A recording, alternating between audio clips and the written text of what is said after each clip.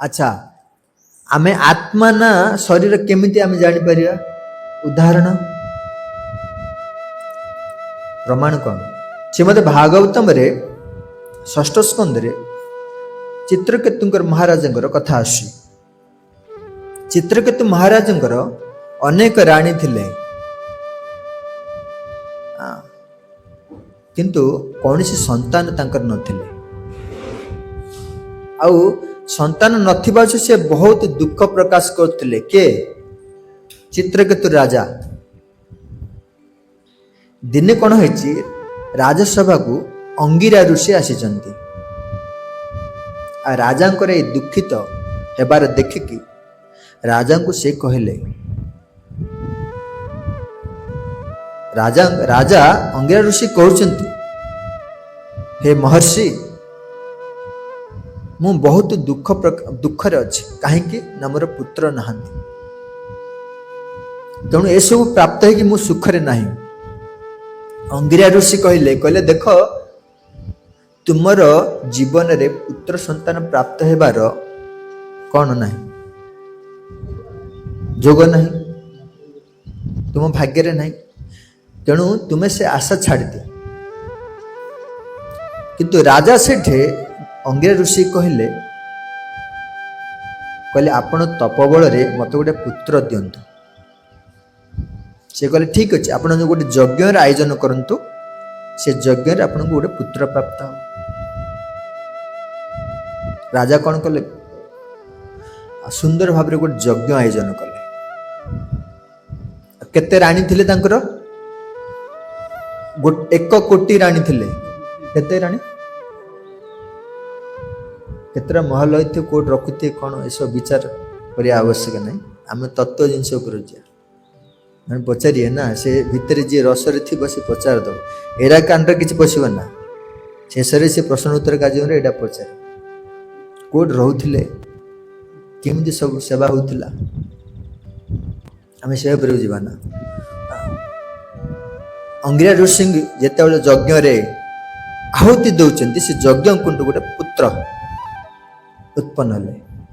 हेले भाव को मान बुझे था किंतु आउ गोटे आचार्य कहते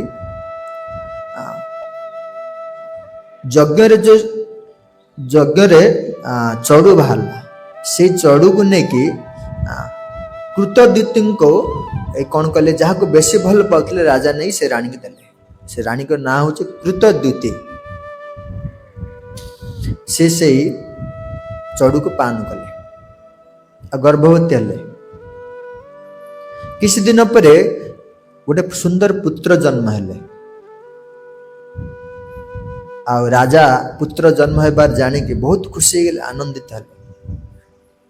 आनंदर सीमा रहिला नहीं ले एई रानी आ पुत्र को देखिकी राजा बहुत आनंद होचते अन्य रानी माने देखिकी ईर्षा कले कहले सी कहीं राजा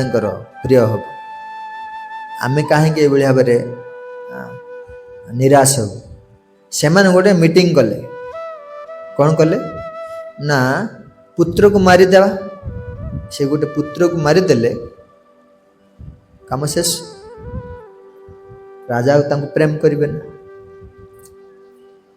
मिसी कौन कले विष देदेले क्या से छुआ को विष देदेले छुआटा मृत्युवरण कला हेले राजा आनंदित होते पुत्र शोक पुणी अधरे दुखित हो गले अंगिरा ऋषि नारद मुनि पुणी अधरे आसी दशा जिते राजा राजा शोक पड़ी राजा जमती देखी उभय को अंगिरा ऋषि नारद को कहले मो पुत्र चलीगला मु बहुत दुख रे अच्छे शिक्षा देवाई नारद मुनि अंगिरा ऋषि कौन कले पुत्र को जीवित कले जोग शक्ति बल जोग शक्ति बल से आत्मा को डाकिले शरीर बसेले पुत्र उठी बसले पचार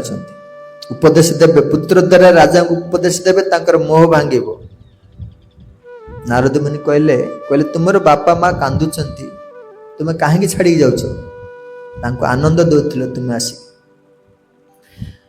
सेठी से कहते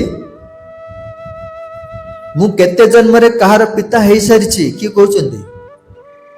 से छुआटा राजा से बसी कोटी राणी बसी प्रवचन चलছে से कहते मु अनेक जन्म रे अनेक पिता हो सारी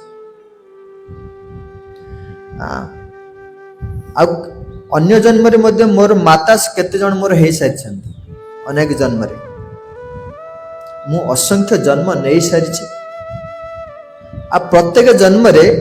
मु कहार पिता होची तो मोर के पिता होची मु कहार पुत्र होची मोर मु कहार पिता होची आ मोर के बंधु होची मु कहार बंधु होची तेणु आत्मा हिसाब रे मु भगवान कर अंश ए शरीर तो नष्ट हबो दिने मु तो आत्मा ना मु खाली चित्रकेतु महाराज पुत्र न ये भाव पुत्र अनेक आस प्रमाण कौन दौरान मु शरीर नुह मुझे आत्मा नारद मुनि राजा चित्रकूट येटा देले कौन परिचयटा बोले देख तुम्हें जहाँ को पुत्र बोली कह सी तुम पुत्र न सी भगवान अंश हिसाब से हूँ आत्मा यहाँ हूँ वास्तव परिचय तेणु से तुम्हें से मोह को त्याग कर आ भगवान कर भजन कर यही जिते बड़े राजा के चित्रकूट शुणी मोह दूर हो सी कौन कले सबु किसी त्याग कले भगवान कर भजन कले प्रभु तब पद जुगे मोर निवेदन प्रभु तब पद जुगे मोर निवेदन नाही मागी देहा सुख विद्या धन जना नाही मागी देहा सुख विद्या धन नाही मागी स्वर्ग आर मुख्य नाही मागी नाही मागी स्वर्ग आर मुख्य नाही मागी ना करी प्रार्थना कोन विभूतिर लागी ना करी प्रार्थना कोन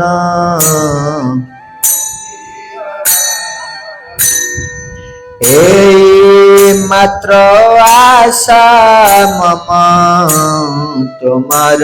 चरण मात्र आशा मम तुमार आहे तुक्ति भक्ति हृदय